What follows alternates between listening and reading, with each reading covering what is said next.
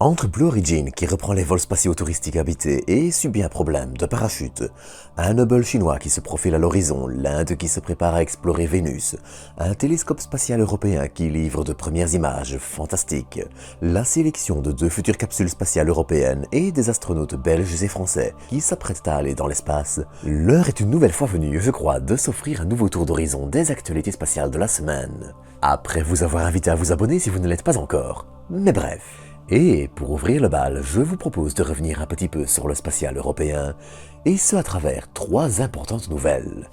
Déjà, on apprenait que l'Agence spatiale européenne avait fait son choix quant aux candidats sélectionnés pour développer un cargo spatial.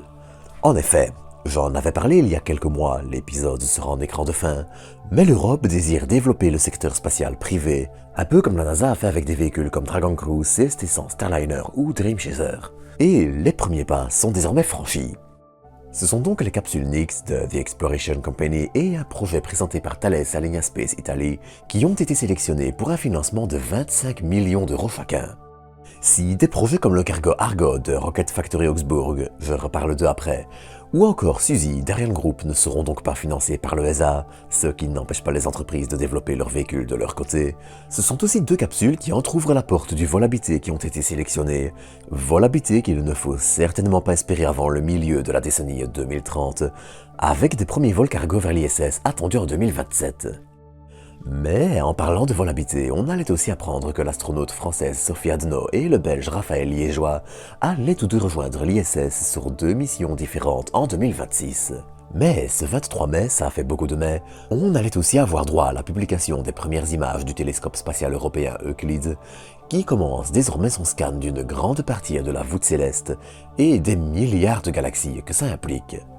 Ces images qui montrent Messier 78, une nébuleuse de la Voie lactée où naissent des milliers d'étoiles, ou des amas de galaxies, s'avèrent 4 fois plus claires que ce qui peut être pris depuis le sol.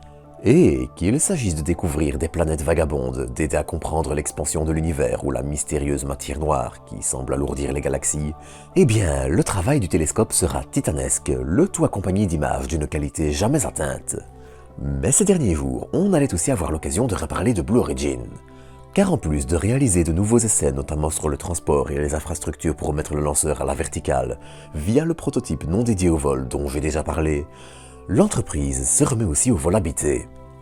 En effet, ce 19 mai, Blue Origin faisait décoller sa fusée New Shepard pour son 25e vol, qui était aussi un nouveau vol habité. Pour rappel, la petite fusée est dédiée à réaliser de simples petits bonds de quelques minutes hors de l'atmosphère et à la limite de l'espace, et est donc plus dédiée au tourisme spatial, même si certains vols à vide embarquent aussi des expériences scientifiques.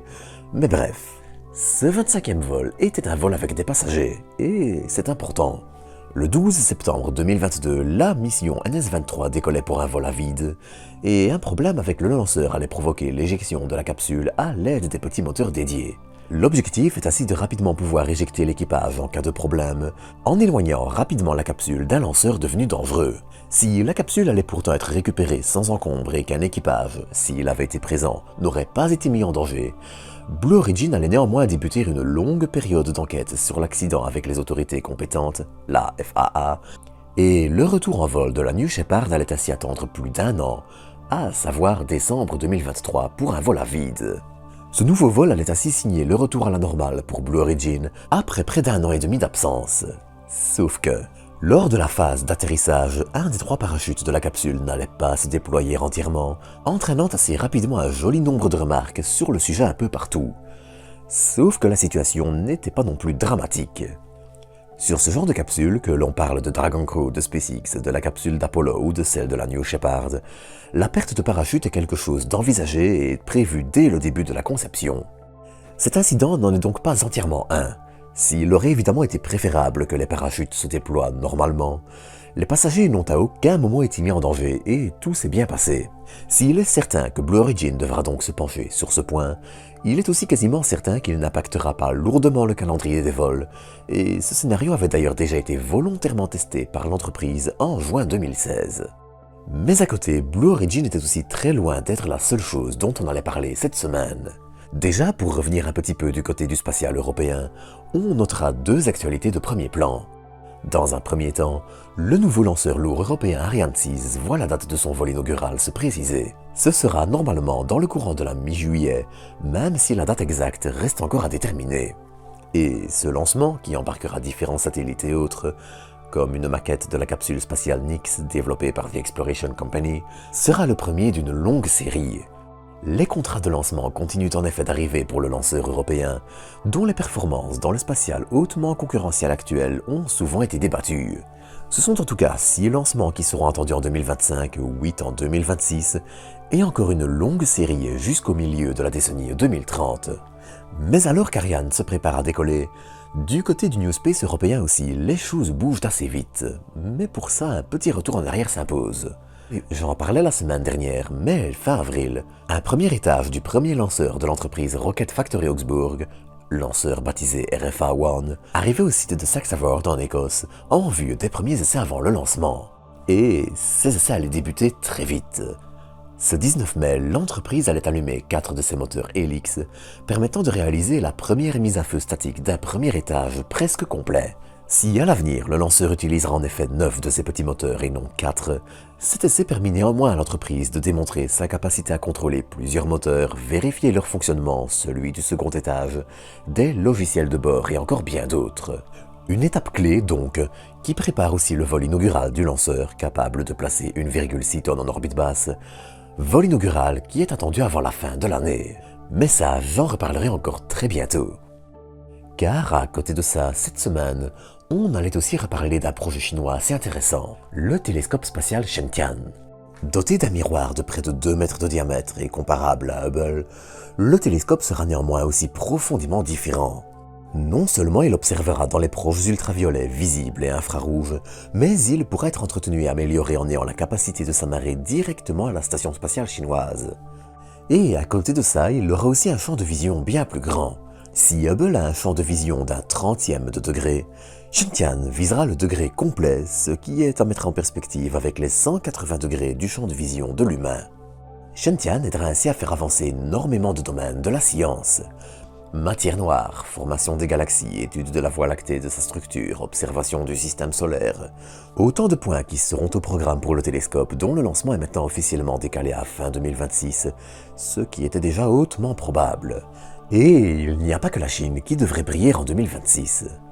De son côté, l'Inde vient en effet de finaliser la conception de Chakrayan, qui devrait aller se placer en orbite autour de Vénus.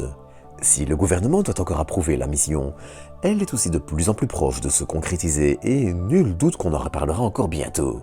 Mais cette semaine, on allait aussi parler de tourisme spatial chinois. L'entreprise CASSP annonçait en effet son intention de débuter les vols d'essai d'un petit lanceur suborbital comparable à la New Shepard de Blue Origin dès 2027. Et le fonctionnement du véhicule sera, comme je le disais, assez comparable à New Shepard. Le duo fusée-capsule montera environ une centaine de kilomètres, se séparant une fois que la fusée a fini de propulser la capsule. Les deux redescendent donc séparément et la capsule se pose avec des parachutes. La subtilité semble néanmoins être que CASSP semble vouloir attraper sa fusée avec des bras dédiés sur la tour de lancement. Toute ressemblance avec un véhicule américain serait fortuite, solution assez originale. Car dans le cas d'un véhicule lourd comme Super Heavy, le premier étage du Starship, c'est assez logique si on veut le réutiliser rapidement, mais dans le cas d'une petite fusée facilement manipulable, avec une grue standard, c'est surtout rajouter énormément de difficultés pour pas grand-chose. Mais ces derniers jours, on allait aussi reparler de la Lune. L'entreprise américaine Intuitive Machines publiait en effet quelques images de l'assemblage du second exemplaire de son atterrisseur Nova C, dont le second vol se rapproche donc tout doucement, même s'il est peu probable avant mi-2025.